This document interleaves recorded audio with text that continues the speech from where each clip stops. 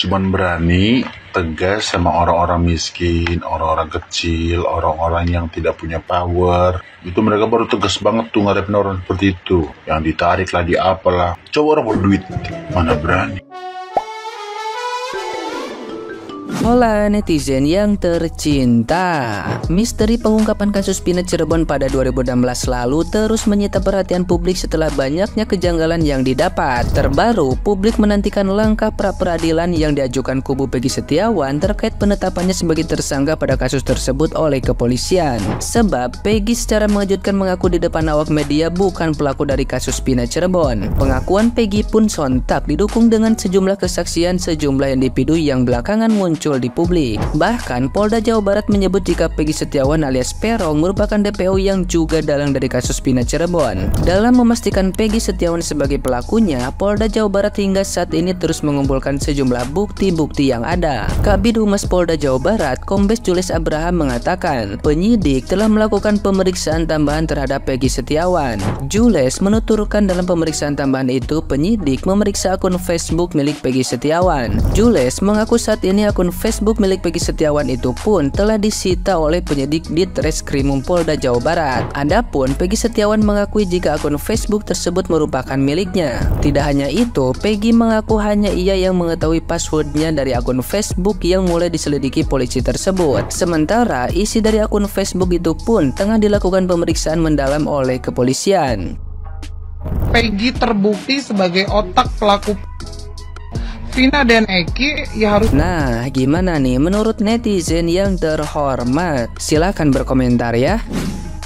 Mulut ibu ini bahaya banget loh sebenarnya. Peggy sudah ditangkap, yang walaupun sebetulnya belum ketahuan apakah benar dia pelakunya atau tidak. Belum disidangkan, belum turun, belum keputusannya belum ada. Tetapi dia sudah mengatakan Peggy ini sebagai otak, sebagai pelaku dan otak daripada permasalahan atau kejadian tersebut. Ibu hati-hati loh kalau ngomong, dia belum disidangkan, belum ada keputusan apa-apa. Kalau ibu ngomong seperti ini itu sama saja dengan ibu memalukan alma mater ibu, memalukan profesi ibu. Ada aturannya kan? Di sumpah profesi mungkin ada aturan kan? Harus seperti apa? Mengungkapkan sesuatu gitu sehubungan dengan permasalahan atau kasus hukum yang sedang Anda hadapi. Pakai etika juga gitu kalau ngomong. Hati-hati, ini bisa balik ke diri Anda sendiri. Ngancurin hidup orang lain, hidup kita akan lebih hancur. Ingat itu, gobliknya gak ketulungan. Gak ketulungan, kebangetan goblik lu itu.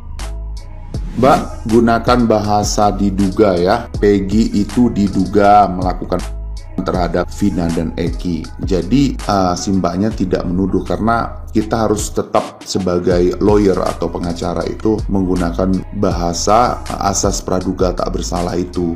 Jadi kita tidak boleh menghakimi atau memvonis seseorang sebelum adanya putusan pengadilan secara inkrah. Ya, inkrah artinya sudah tidak ada upaya-upaya hukum lain, contohnya seperti upaya hukum banding, kasasi dan sebagainya gitu. Memang itu sudah putusan yang final gitu. Jadi kita sebagai praktisi hukum harus berhati-hati dengan ucapan kita ya. Kalau kita salah-salah selip, itu bisa menjadi bumerang buat kita. Jadi dalam setiap ucapan kita itu kita harus memfilter terlebih dahulu. Ya, kalau saya pun di dalam setiap video saya pasti ada bahasa itu. Kalau seseorang belum diponis ya oleh putusan pengadilan, saya akan tetap menggunakan bahasa diduga ya, atau bahasa-bahasa lain yang merupakan bahasa yang bukan memvonis seseorang. Karena kita tidak tahu kebenarannya, ini belum tahu kita apakah si Peggy itu si pelakunya atau belum, karena ini terungkap lagi fakta-fakta yang baru ya. Diduga orang tua daripada si Eki itu ikut terlibat ya, diduga ya, karena ya ini adalah menurut daripada pemberitaan-pemberitaan yang ada dan sekarang masih ditelusurin oleh pihak daripada Propam, bahwasannya orang tua atau bapak si Eki ini diduga membuat skenario terkait dengan Vina dan Eki ini, karena ada sesuatu yang ditutup-tutupi yang pada akhirnya ini saatnya untuk terbongkar. Jadi seperti apapun yang namanya kebusukan itu suatu saat pasti akan terbongkar juga. Ya, mudah-mudahan semua jelas dan clear terkait dengan kasus Vina dan Eki. Justice for Vina dan Eki. Polisi Indonesia kan gitu emang, cuman berani tegas sama orang-orang miskin, orang-orang kecil, orang-orang yang tidak punya power. Itu mereka baru tegas banget tuh ngadepin orang seperti itu, yang ditarik lah, di apalah. Coba orang berduit, mana berani, kikuk, langsung kikuk gitu. Jangankan untuk memegang tangannya, menatap matanya gak berani kayaknya. Itulah polisi, hanya berani mengeluarkan taring di hadapan orang-orang kecil. Coba menghadapi orang besar, taringnya berubah jadi gigi susu. Tapi nggak semua polisi begitu, tapi rata-rata kebanyakan begitu. Tidak dipungkiri bahwa tidak semua polisi itu kerja tidak baik. Tidak dipungkiri bahwa memang masih ada polisi yang benar-benar berbakti kepada negara. Tapi mereka pasti selalu dikalahkan sama orang-orang yang jabatannya sudah tinggi, sudah berkuasa. Dan yang berkuasa ini kadang-kadang nilai kemanusiaannya sudah turun banget, karena dia nggak mikir manusia lain. Dia hanya fokus kepada dirinya, keluarganya, uangnya, beserta jabatannya. Ya udahlah, untuk kasusnya Peggy kita doakan yang terbaik aja lah. Semoga setiap kecurangan semua dibuatkan sama Tuhan jalannya. Semoga Peggy dikasih kekuatan sama Tuhan yang Maha Kuasa. Duh, sedih gue anjing.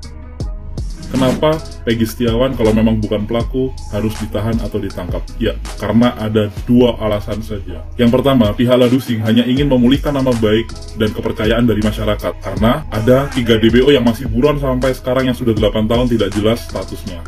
Yang pertama. Yang kedua, yang penting ada. Yap, itulah. Sehingga terkesan memaksakan dan kurang hati-hati menangkapnya 1 dari 3 DPO yang sudah buron itu. Kenapa kok secepat ini? Biar teman-teman kita diam dan selesai masalah ini sehingga tidak berlarut-larut dan tidak kemana-mana. Karena kalau dibiarkan, maka akan kebongkar kemana-mana. Itu tujuan yang keduanya. Terus kenapa kok harus Peggy? Ya karena dia kembali lagi ke file-file atau info-info di tahun 2016, di mana memang Peggy waktu itu sempat dicurigai, sempat diperiksa juga, tapi dilepaskan karena memang tidak cukup bukti. Jadi sebenarnya sudah jelas itu tidak, gitu kan. Dan ditambah lagi kesaksian dari si AF yang memberatkan si Peggy Setiawan ini, yang sedangkan sekarang aja AF-nya juga entah kemana. Terus ada pertanyaan, kenapa kok Peggy Setiawan tidak dibebaskan kalau memang dia tidak bersalah? Tidak semudah itu prosesnya. Jadi ketika ada orang ditangkap atau diduga pelaku, maka dia akan ditahan. Nah itu tuh masih mengumpulkan bukti-bukti. Kalau memang buktinya itu benar-benar tidak ada, tidak kuat, maka dia akan segera dibebaskan. Tapi kalau masih rumit urusannya, itu biasanya paling lambat itu 20 hari dari tahanan itu ditahan. Dari hari yang kapan dia ditahan, kan seperti itu 20 hari. Kalau sekarang mungkin sudah jalan berapa ya, 15 hari ya, berarti lagi 5 hari lagi mungkin. Itu. Tapi kalaupun di situ tidak lolos, maksudnya masih tetap dicurigai dan masih berat juga, nanti ada proses di pengadilan. Nah, di pengadilan itulah nanti yang akan ditentukan, karena nanti kan banyak di situ perang pengacara, perang kesaksian, perang bukti dan segala macam. Nah, nanti kalau di situ tidak terbukti, maka dia akan lepas dan dibebaskan. Maka dari itu, buat kita semua saling support, saling doa, saling berbagi informasi, tapi bukan hoax ya, informasi yang benar-benar, saling mengingatkan juga kalau memang ada salah informasi, saling mengingatkan juga dan jangan marah kalau diingatkan, dan juga semoga cepat kasus ini cepat selesai, dan bahkan bukan hanya Peggy saja yang cepat bebas, beberapa tahanan yang sudah ditahan selama 8 tahun juga bebas kalau memang tidak terbukti, terkecuali 1 itu ya yang harus tetap ditahan sih menurutku. Dan kalau kalian kurang yakin dengan berita-berita itu, kalian coba cari bukti-buktinya, telusuri dulu, baru nanti kalian bisa percaya atau tidak percaya dengan berita yang beredar itu. Polda Jabar periksa saksi yang pernah berhubungan dengan Peggy Setiawan di Facebook. Lainnya semakin dibawa ke timur, kakak mungkin lompat ke barat. Semakin ke sini jadi semakin kelihatan nggak boleh kerken ke gorengan anak sorangannya. Geus pupuh karmeureun katingali dina inbokanana eta teh tahun 2015 nya. Terus kapagihna oge cenah karakter kali bari dikenalkeun ku babaturana. Kunaon kan ieu teh meureun geus loba anu ngaringankeun si Peggy Setiawan ngomongkeun bahwa pas hari kejadian teh ayana di Bandung. Kunaon masih kene kukuh gitu. Masih kene kukuh aya ngajadikeun eta budak tersangka. Terus anu dijieun acuan keterangan hiji saksi anu ngaberatkeun pedah cenah di tengah peuting keur waktu kejadian jarak 100 meter masih nenyo gitu dengan jelas eta muka si Peggy Setiawan. Kunaon terus-terusan eta dijieun acuannya, kunaon teu si teu eta anu nyieun kasaksian 100 meter bisa nenyo banget batur jelasnya tengah peuting, kunaon teu dipariksa atuh gitu. Jadi luar biasa sampai dah lah tuh